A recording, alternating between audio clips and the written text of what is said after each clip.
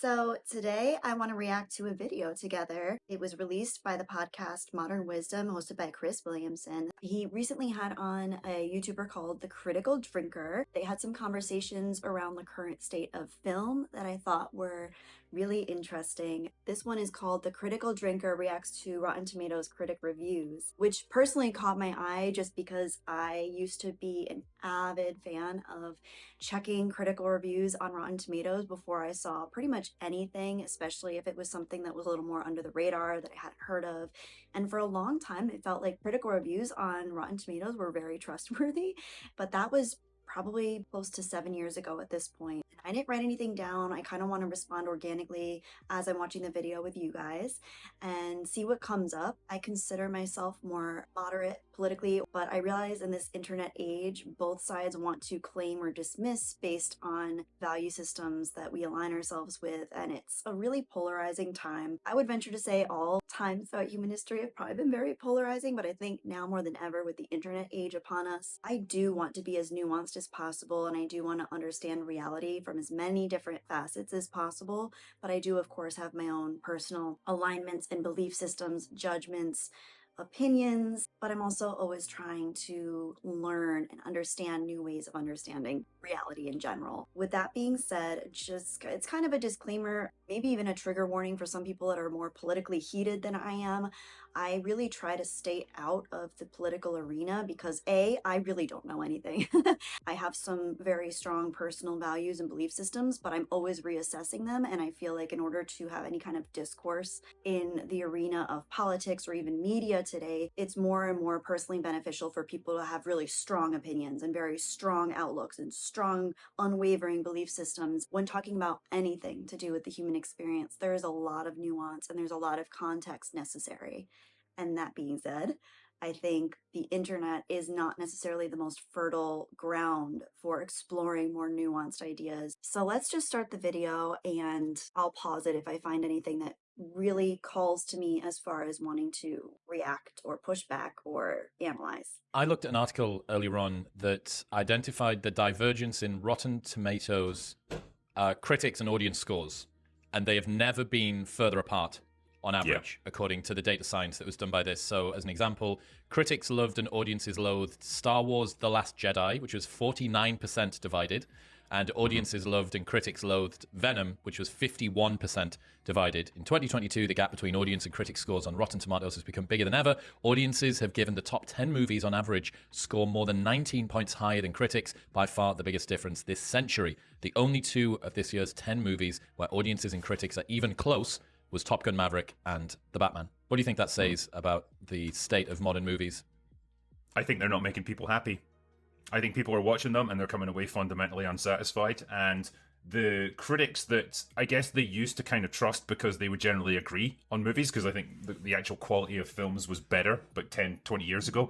Now they're diverging because they're beginning to realize that these critics that they used to trust are basically just paid to give positive reviews. And, you know, it's in their interest to be positive because it allows them to keep getting access to film premieres, to getting all those little lovely goodie baskets and stuff that studios send you if you're a professional critic.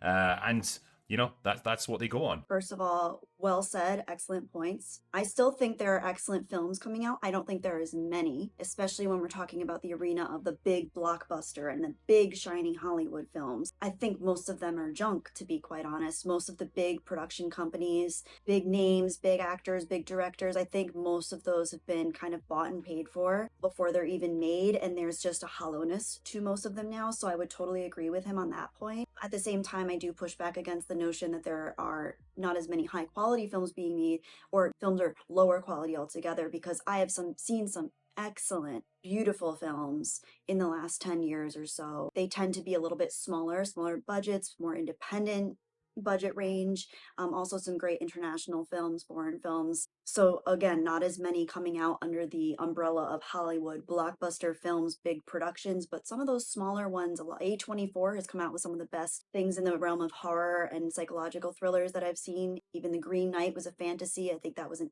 excellent, beautiful film. A lot of that is up to personal taste. that can be a little bit more ambiguous. Another film that comes to mind is A Ghost Story, one of the most beautiful films I've ever seen. There's a Western that came out, Old Henry, one of my favorite Westerns that I've ever seen. Highly recommend that one, by the way. The other two, I don't know, they might be considered a little bit more art house, so that's harder to push a recommendation on anyone. If you like Westerns, or you love good acting, or you enjoy sitting down and really having like a bit of a slow burn where the pacing is ramped up beautifully over time, Old Henry is a great film for you. Just has really classic bones, classic structure with just beautiful twists and turns that really allow for a full viewer experience. Speaking to the idea that critics have been bought and sold, this is something I've had a real intuition or feeling, just icky feeling about for several years now. I remember the first time I had that feeling was seeing the Last Jedi reviews before I even saw the movie, and I just had a feeling that it was bad. I just had a feeling that it wasn't, or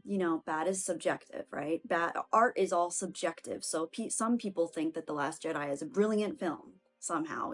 I studied in film and film analysis and criticism throughout university, and I never once would ever think that that could be received as a good film by anyone with any kind of critical or analytical training in film. So that just boggles my mind. I wouldn't, anyway, I don't want to go there, but I do want to be able to analyze things from a critical standpoint at the same time. I don't want to necessarily be negative and neg on things constantly, but I do think it's important to be able to see things through a critical lens and have a critical lens that's worthy of the title of having a top critic or a well-known critic that actually garners respect and trust from the public. And that's what I've really seen is just such a downgrade in credibility among a lot of these critics, which is a big reason why, when I was young growing up, I would listen and watch and read a lot of Siskel and Ebert. I really respected their takes, and they were both different.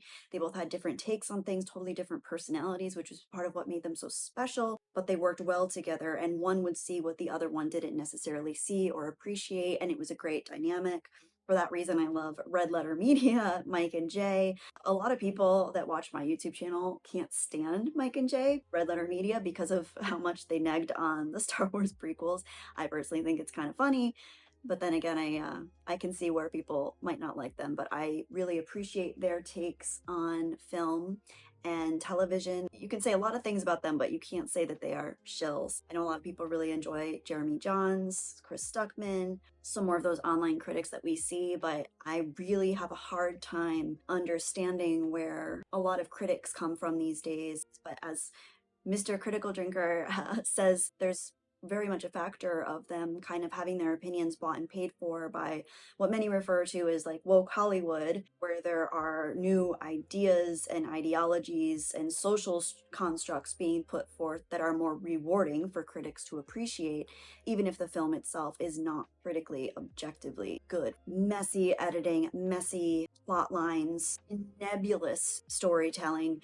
These are things that should be at the forefront of what a critic is reviewing for, and yet there's no underpinning of real depth or meaning to a lot of these films that are heralding good reviews now from critics. I see those being rewarded now, and it just sends off this vibe of, oh, that is not a genuine take from a critical standpoint, whether it happened financially where they were paid off, or whether it happened philosophically or ideologically where they feel more emotional tie-in to rewarding that type of material, and they somehow are now blinded to the actual discrepancies in filmmaking. That's a whole other story where it actually feels very dark and almost Orwellian, to where people's minds have stopped working in a more critical sense. So that's something to really be spoken about. I don't necessarily know that it's these press packages that they're getting that are buying their positivity towards these things. I wonder if it's more so that they don't perceive the social messages in these to be as on the nose as some more critical or skeptical or ideologically open people do. I think, if you lean either left or right, you're not going to notice the nuance in things that are promoting what you already believe in. You're not going to necessarily notice if something feels ham-fisted or shoved down your throat because it actually feels like something you've already accepted. Whereas people are bristling to a lot of these social constructs and new ideologies. They're aware that it's trying to be pushed, and it feels jolting, unnecessary, insulting. It feels like it's being preached to people, whereas people that have already maybe accepted those social messages and ideologies don't even notice that that's what's happening. They don't notice that they're being beaten over the head with the same messages. They've either completely accepted those ideologies and they just look at the filmmaking itself, even if it's bad, or they're apolitical in the sense that they don't even think about these kinds of things. They don't even know that it's a thing happening. I mean, if I had a dime for every time I had a conversation with someone where I've been talking about a film or a television show and they don't even notice the messages and how obvious they are because they're not paying attention to that, or they've already accepted those things. So, and all this being said, I am not necessarily for or against any of these messages. I just don't love the idea of having these messages be cutting to other groups of people. So I'm all for representation in media, right? Representation of Native Americans who have historically been underrepresented in cinema, especially as playing themselves in an authentic way that represents how Native Americans actually behave, how they interact with society, how society informs how they feel about themselves and their culture, etc. I think that's extremely important. I wish our memory was a little bit sharper and a little more nuanced when it came to the human experience, because it's really not that long ago that the people that are perceived as being on top of society today weren't. And so much of history and human history is cyclical, and it also negates the suffering of the individual, where there are people born every single day that will inevitably undergo suffering in their life, whether they're born into the wealthiest family in the world or whether they're born in the foster care system until they're 18. There's a line that connects both of those stories, and that line is suffering. There is inevitable human suffering in everything, and everyone has to go through this.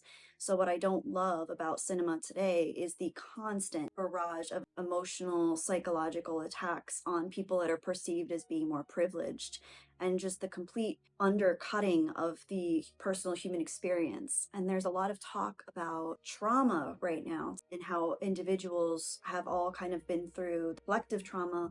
There's familial trauma where we go through, there's generational trauma in our families, there's generational trauma for our particular cultures, societal, systemic. Those are all, I think, really valid explorations of how people form their ideas, their biases, their opinions, their belief systems, and their stories about themselves. But I think what this new Hollywood mechanism does is it creates a whole new trauma that's going to have to be recovered from eventually. And there's going to be blowback, and there's going to be pushback from the people that are perceiving themselves as being taken down a peg. I just don't agree with taking people down a peg. I really don't. I believe in the uplifting of people, of individuals, of cultures, of societies. It's important to understand that people are going to make decisions that push them into directions in their lives, and trying to artificially push someone out of their place without even acknowledging whether they even have that place to begin with is really important. It's a very delicate situation. I'm trying really hard to stay out of any kind of dog whistles for either side here. I do understand that there's a lot of nuance here that I'm probably not even touching on, but at the same time, I feel like it's so important to talk about these things and separate them from their ideologies through a lens that's a little bit more philosophical and maybe a little bit more humanistic and psychological, rather than just both sides barking back and forth at each other. I watch a lot of left-leaning media, I watch a lot of right-leaning media, and I try to watch as much of the middle, moderate, in-between media as I possibly can, and I try to garner ideas, values, beliefs, opinions, perspectives from all sides. And anytime I feel myself reacting in a way where I feel personally offended or taken aback, I try to examine that too from the lens of my own ego and what protective mechanisms might be coming up in myself. All of this being said, let me see if I can wrap this up in a bow. I think it's really important to realize that the media as it's happening today is a reflection of the turmoil that we're going through as a general society, as people that are kind of caught up in this huge shift in time.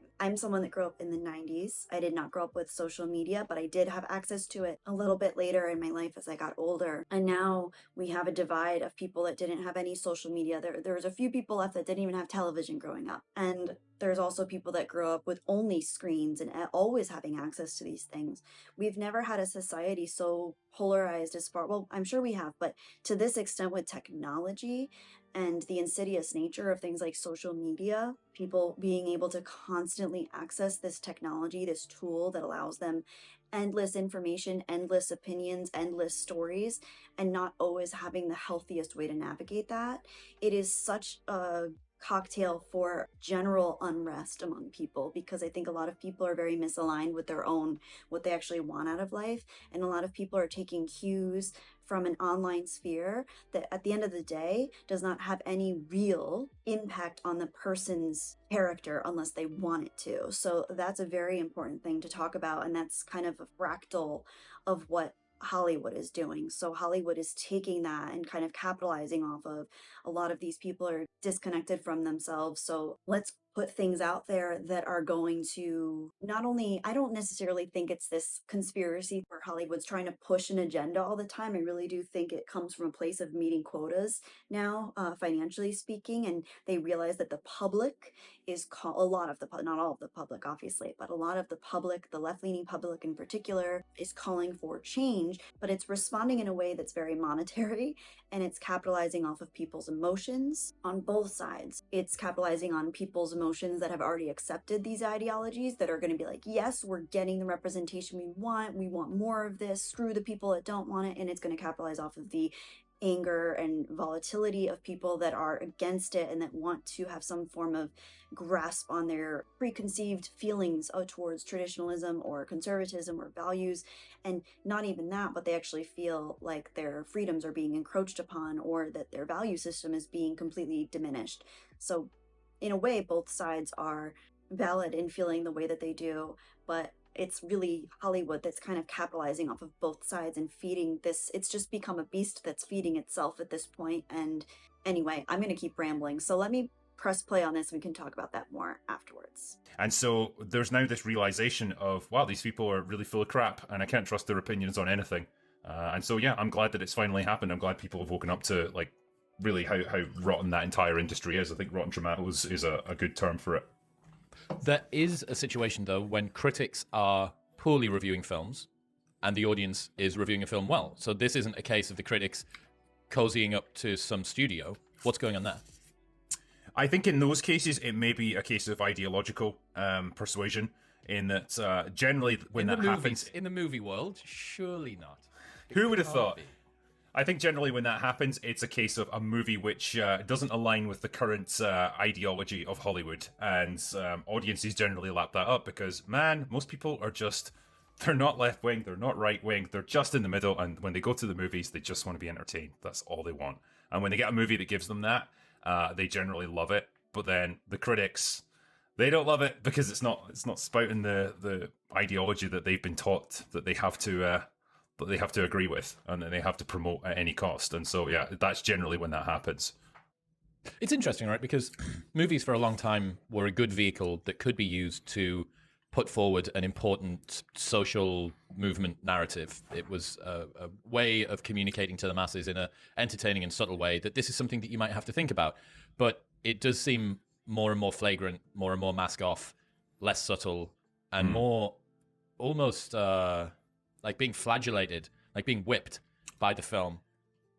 I don't get it in a lot of cases. I don't get why people would want to watch them. Yeah, that's a great point that Chris just made, is that it does feel as though people are being whipped with these messages, and they feel so heavy-handed and so obvious to people like myself, and I'm sure a lot of you who watch film, and you've seen the big change, the big shift from films that we grew up with that maybe were made in the 70s, 80s, 90s, even into the 2000s, where, and you know, increasingly I think those messages were massaged a little bit more, and a few more messages about social constructs and racism and things like that, but there was an elegant way of weaving that into the plot line and letting it come out organically for the characters and their experience as people in the world, whereas now it feels so like there'll just be these blatant lines written in the script making jokes about white men and stuff for really no reason. But it's really interesting because now, I'm wondering what came first and what kind of sparked this, because there's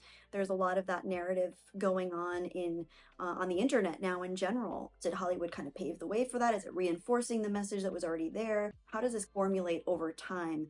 Mimetically speaking, obviously, I think there have been cultures that have been suppressed and repressed over time, and it makes sense that they would have some internalized resentments about the people that they perceive to be their oppressors. So it's understandable that people form these ideas that white men are bad because for the last several millennia, white men have been on top of the world, which, I think is a very blatant and clumsy statement, because it's not true when you really look at the nuance of it, and when you really look at the entirety of human history and how oppressors have always looked different, and the suppressed people have always looked different, and calling out an entire group of people or even an entire subgroup of people is just, there's nothing nuanced or meaningful or productive about it. So I think that's a really important point, and now I forgot what my actual original point was, so I'm just going to keep watching the video. It's what can I liken it to? Yeah, I mean, I suppose the classic example is something like The Last Jedi from Star Wars. If you go watch that, it's like, I guess I just have to accept now that all white men are just awful at everything and they suck, and that's just that, myself included. So I should just hang my head in shame for the rest of my life. Yeah, it's a strange,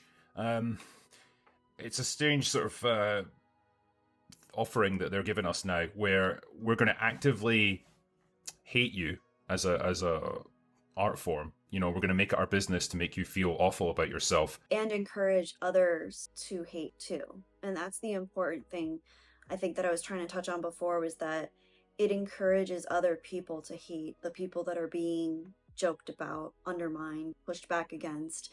It encourages hate among everyone. I don't think we need another history lesson to emphasize how that is just the absolute worst possible way to handle. I mean, it's not the worst. There are worse ways to handle it, but this is pretty bad. This has negative repercussions for possibly millennia after this, because of the way that it's creating a story that people are accepting that it's okay to hate anyone. And I don't care how high up, like, it doesn't benefit me to hate someone that's hurt me in my life, right? Like, I've been hurt by people in my life, I've been let down by people in my life, but it doesn't benefit me to hate them. Everyone is different, everyone is complex, everyone has their own story, everyone is struggling in one way or another. So it doesn't benefit the oppressed person to hate anybody or undermine anybody. It really doesn't. There has to be a more authentic way forward where I understand the pain and the suffering and the struggle that has been caused by some subgroups of people. And that sucks. That sucks that some people come to power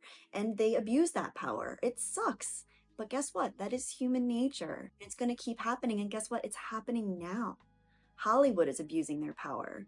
These directors are abusing their power. A lot of these actors are abusing their power. Not all of them. Some of them have nuanced takes. Some of them seem to be taking a step back from Hollywood and assessing what is this machine that I'm a part of. But anyone can abuse their power. That's what I see happening now, is that the power dynamics are shifting, and no amount of violent recourse is going to change that. We need to be able to have civil, nuanced discussions that allow for more context and allow for more empathy, because I truly believe that empathy is the only way through this for both parties and everyone in the middle. Because the only thing that allows me to not get super upset by what I see happening in the world today is empathizing and understanding the sides, all of the different sides that I possibly can. I don't agree with everything going on the left, the ultra left. I don't agree with everything going on the right and the ultra right. I don't agree with everything going on in the middle. But I can understand why people come to those places in their lives where they want to do that, or they want to follow that, or they want to judge that. I understand it from an empathetic place, from my heart. I get it. I understand, as someone that's been through my own levels of suffering and struggle, and I've been hurt by people, and I'm sure I've hurt other people for that reason. It is so important to have a nuanced understanding of other people, groups, cultures, societies, and yes, it's even important to have empathy for people in Hollywood. I don't have empathy for Hollywood because, as far as I'm concerned, that's a mindless machine at this point. It is a beast, it is a monster outside of any single person's control, just like the game of politics and the game of anything else that becomes bigger than the people that are in it. But I do have empathy for the individuals involved no matter how bad I think their takes might be, I still have a human element. I would be able to have a conversation with someone if I were in the same room with them, even if I fundamentally disagreed with all of their values and all of their belief systems.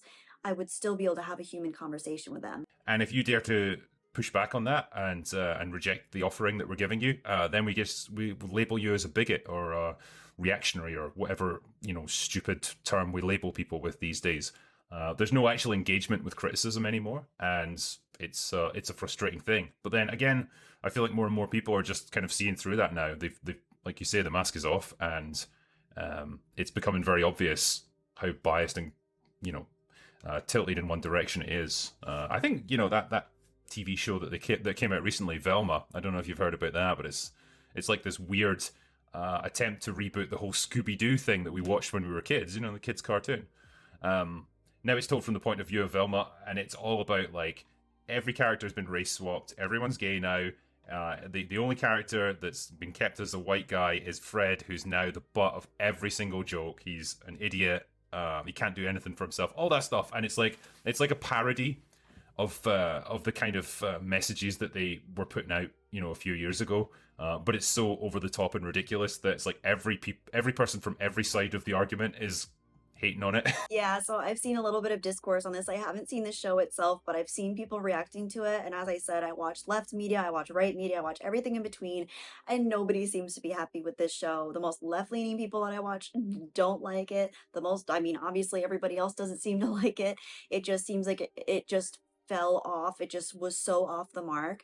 And another point that they bring up later or earlier, I forget where in the actual podcast it is, but they bring up the point of how a lot of these films are made. It takes about 3 years to really finish a project, whether it's a series or first season of something or a film. It takes about 3 years. So taking that into account, it would make sense that Mindy Kalig's show Velma was made at the peak of when Hollywood was going really woke. Then this would just be so distasteful now to everybody, to where it's like, okay, we get it. It's like he said, a caricature of what was already being kind of pushed and massaged in and getting a little more obvious and a little more obvious. I know that. Well, I mean, if you were a well-meaning, moderate, left, liberal person, and this was the popular media that was supposed to represent your side, I would be so ridiculously embarrassed. It's worse to have your point of view or your side of the aisle be misrepresented by this, like, woke. It's like a parasite that's just embodied what used to be quite a loved institution. Scooby-Doo was legendary, right? When we were kids, Scooby-Doo was. I think it was just innocent fun, and I think that's what people took it as. And now it's like, God, from what I've heard, because I only watched the first couple of episodes and I was done. But even then, it's like it's got 15-year-old girls in the shower room, like full on nude. It's got like Velma, who's like again the same age, in a strip club. It's like, what are you showing us? What are you doing with this? And it's like, I have to question the mindset of the people who have written this and created it, and the executives that signed off on it. This has got to be borderline. This is really distasteful stuff now. And it's like, this all came from a goofy kids TV show from the 1970s. I don't understand why all of these properties need to be so shifted. Are we allowed to just let them be legacy? Or are we allowed to just let them be the legacies that they are? And if we're going to create something new, create something genuinely new, create a new story, create a new franchise. Apparently when Mindy Kaling wanted to make her own show, but it wasn't being picked up by any network, so they decided to go under the guise of Scooby-Doo. So she basically just used all the same messages she wanted to put forth in the framework of Scooby-Doo. At least that's what I've heard. I think she just wanted a platform to what she personally thought was funny and cool and edgy out there, which is fine, I guess. I don't take it personally because I separate these things once they're remade. It's not in my personal canon, so that's kind of how I feel about Star Wars and things like that. I've taken myself out of the equation. I'm no longer a consumer of this media, and I no longer consider myself a fan of the new. It's a cutoff. I've amputated myself from the fandom as it is now, and my fandom remains solely within the property that I enjoy, and that's fine. And I don't take it personally, and I don't get vengeful or rageful or reactionary about it. Am I disappointed? Of course. And it's sad to think that there are people out there that were actually looking forward to seeing something fun and silly like Scooby-Doo. They were met with something that was just pathetic and annoying and silly, and not silly in a good way. So Interesting. Bunch of college students that went around solving mysteries. Like, why are you doing this? Well, we've seen the same Awful. thing with She-Hulk, right? That was sort of pretty mask off in terms of how that got repurposed. And the worst one that I've seen recently was Doctor Strange 2. I watched that on a plane before anybody on YouTube had had chance to do a summary explaining why I shouldn't watch it, even on a plane. And I got sideswiped by, I watched a little bit of She-Hulk and then bailed out, but I watched all of Doctor Strange 2 because I was literally trapped in a tin box flying at 35,000 feet.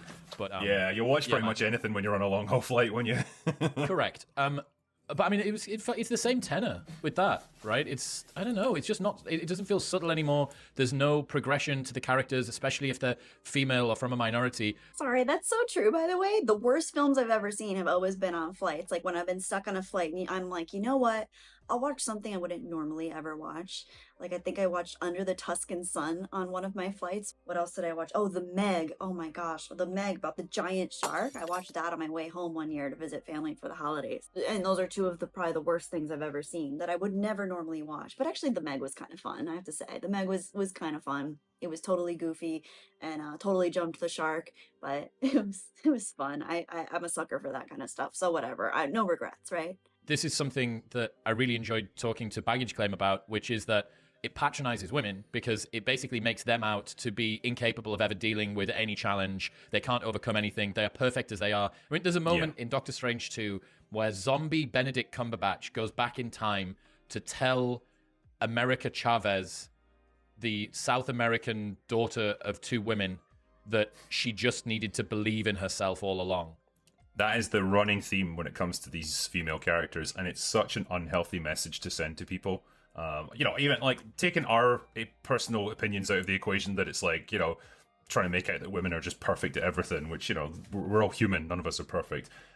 It's teaching people that you shouldn't need to strive to improve yourself. You shouldn't need to struggle. And when you come across challenges or adversity, the rest of the world just needs to accept that you're amazing the way you are. Imagine if people took that to heart and tried to take that lesson out into the world and apply it to their lives. It would be disastrous for them. They would just get hit with like failure after failure. It used to be such a much more inspiring message that movies gave you about the power of self-improvement, of rising to challenges and struggling. The Hero's Journey, Joseph Campbell, one of the most powerful and potent messages about the human experience, overcoming one's own personal issues, their own personal negative stories that they tell themselves, their own limiting beliefs, whatever it is, their own struggle. Take Luke Skywalker, for example. He was relatively privileged, right? Born onto a solid farm with a nuclear family, his Uncle Owen and Aunt Beru, all of his basic needs met, never really had to want for anything. He was pretty unscathed. He didn't know his backstory about what actually happened to his father and his mother, but he was still set up pretty well, right? Like, I don't think anyone could really argue that Luke Skywalker was this deeply oppressed person that had to work through a ton of challenges and stuff, but he did have to work through his own personal biases, his own personal story, his negative beliefs about people, and his distrust of things. He had to work through a lot of his limiting beliefs around whether he could use the Force or not, whether he was strong enough. These are all really human messages that regardless of if someone's born privileged or not, everybody has to work through their stuff or they're not going to be a happy person. Some of the most miserable people I know have also come from places of tremendous privilege. And some of the happiest, most fulfilled people I know have had some of the hardest struggles in their lives. Maybe failing and making mistakes, but learning from them and becoming better as a result. That was a great thing to teach people because that's how you progress in life, So yeah, to try and do that, it's not only is it patronizing, but it's really counterproductive for people. Especially given that a lot of the lessons that people learn about how to exist in the world come from popular media. Especially given that these are movies that ostensibly are supposed to help people who perhaps don't come from the perfect sort of background. Maybe they haven't had an amazing parental household giving them all of the worldly wisdom that they should do to be able to navigate through. Okay, so you are going to, in some regard, like as a movie studio, be a surrogate parent almost, or like a sage or a grandparent in some regard to pass down. These are some kind of timeless truths that you can hold on to.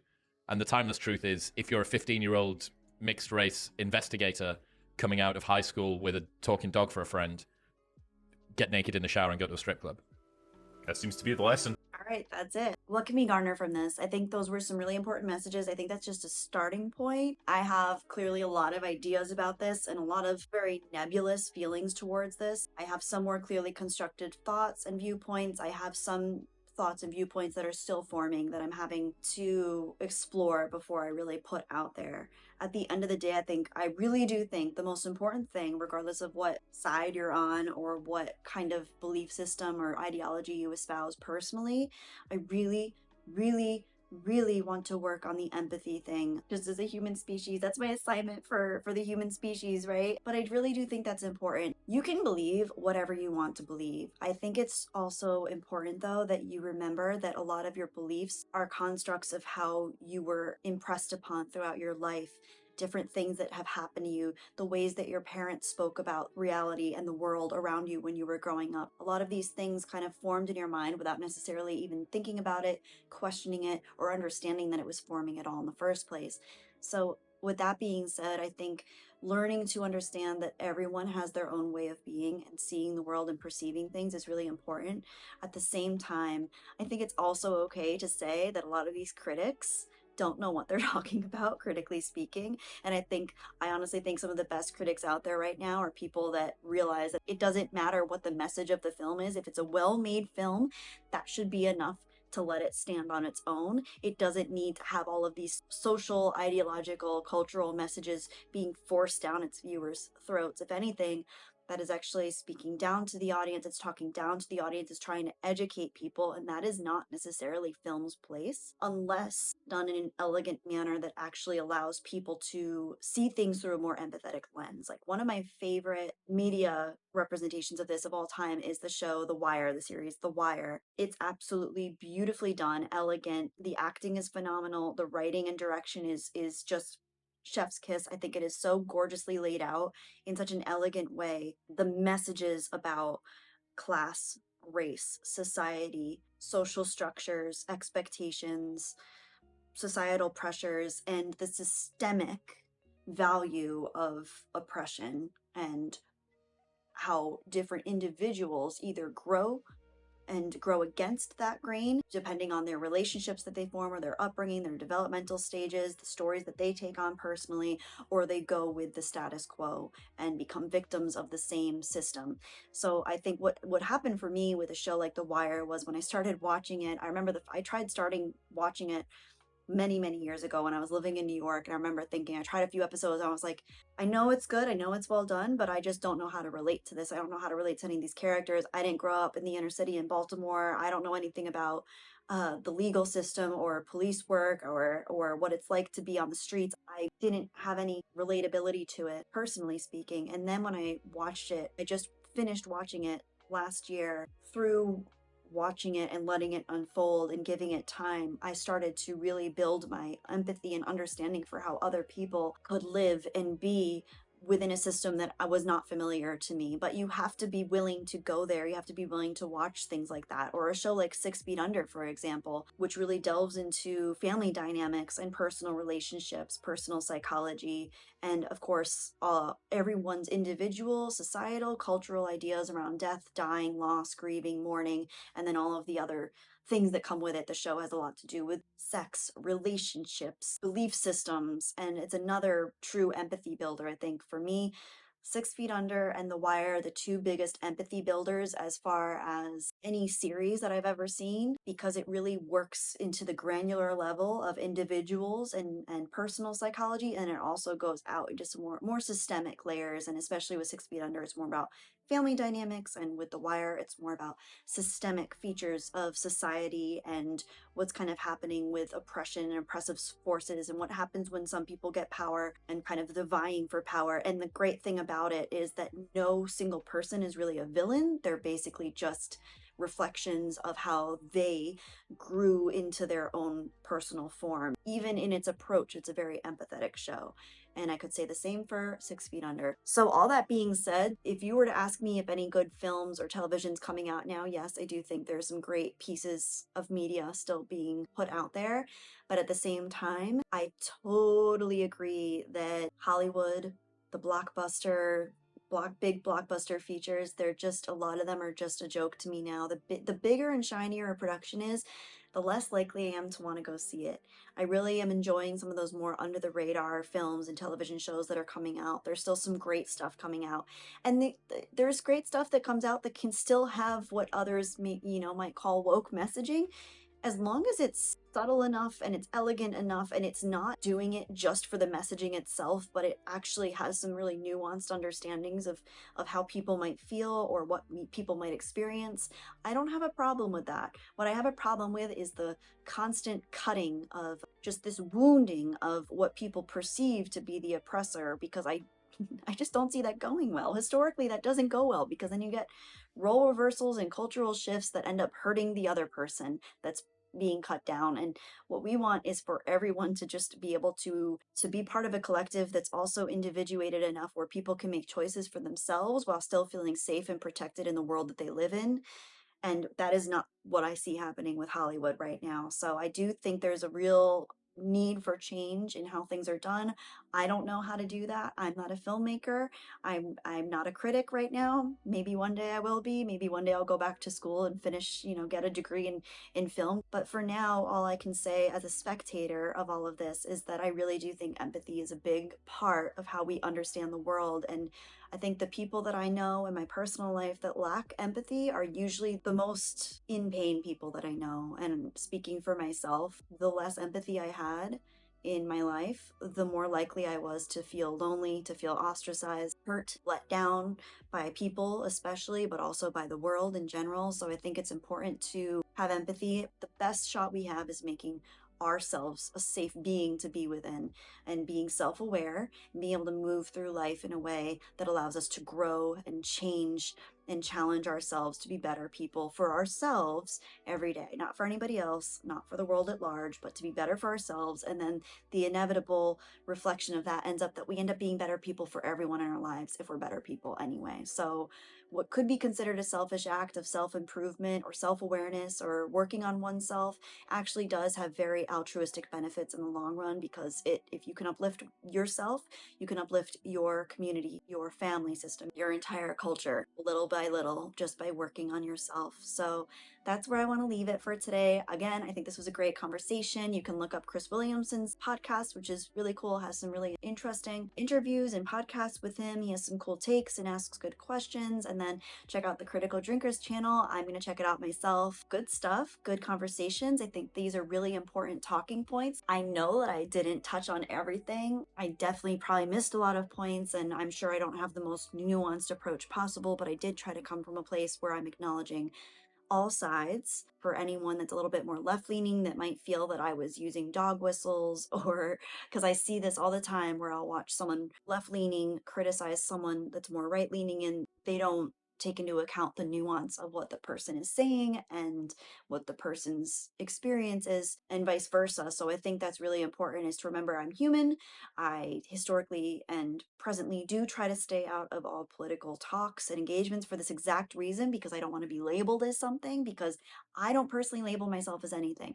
I see things happening, I see the world unfolding, I have some philosophical beliefs about it, I have some personal values, and I have my own personal psychology that I bring to the table. This is my personal standpoint and opinion, and it is subject to change because I am subject to change. I'm always looking for more ways of understanding the world and being a part of it. So I hope that that makes enough sense to those of you who might quickly jump to wanting to criticize any of my opinions or beliefs. I really welcome any kind of feedback, constructive criticism. One of the biggest reasons I stay out of the arena of this kind of more reaction-based content is because I want to add something to the conversation, but I don't want to be pummeled for people perceiving me as not aligning with a certain message. I think that's probably my biggest fear, is that if I don't align enough with one way of thinking or being or feeling, then I'm out. I'm not good enough. It's not good enough. You need to align exactly. But that's the thing. I think a lot of that, where it's so polarized and people are only going with their version of something, that's its own form of a grift at a certain point, because I think people are way more complex than that, way more nuanced than that, and I like to be like that myself. I like to have as many unique ideas as I possibly can. I don't want to go along with one ideology or one political standpoint. I like to examine and question all of my beliefs and all of my values continuously. I'm sure if I look back on this video, even a month from now, I'm going to have some very different beliefs, feelings, opinions about it. So, all that being said, I hope you're able to do the same for yourself. I hope you're able to free your mind a little bit every day to where you're not just seeing life as a reflection of your own thoughts and feelings, but you're seeing life as a complex facet of reality that is really hard for any one person to understand, actually impossible, let alone one ideology or one philosophy or one belief system. The closer we get to understanding that everyone is complex and everything in reality has different perspectives to it, I think the closer we are to being happier, more relaxed people that are actually capable of being stronger, more productive individuals. So that's what I'm going to leave it on. I hope you all are doing well. And if you're not, I hope you're able to make changes that get you to a better place. My channel is Jedi Bunny. If you're not familiar with me, I want to send a huge thank you out to my Ko-fi community. You guys are the absolute best. I'm still a relatively small channel, and I would love to do more things like this. So if you like the video, please let me know because I will do more like this if you want me to. Always feel free to put requests in the comments, and please do let me know what you think in the comments. If you have anything to say, anything to reflect upon, anything to add, I do definitely read all my comments. I appreciate all of them, whether I get back to them or not. I read all of them. I appreciate all of them, and almost all of them end up making me smile or feel good in some sort of way, except for the mean trolls, because they never really make me feel good, but they don't make anybody feel good, so that's their prerogative, whatever. Anyway, again, thank you to my Ko-fi supporters. You guys make all of this possible, and I'm glad that I was able to do a video that's a little different than usual because I feel like I have you guys in my corner. In my Ko-fi community, it's like no matter what I put out there, you guys always seem to appreciate it and make me feel so good about whatever I'm doing just for being me. So thank you so much for that. Thank you so much for always making me feel like I can put myself out there and be creative and flow. Thank you, and I really appreciate all of you who watched the video all the way to the end. Please do take care of yourselves. May the force be with you. Bye.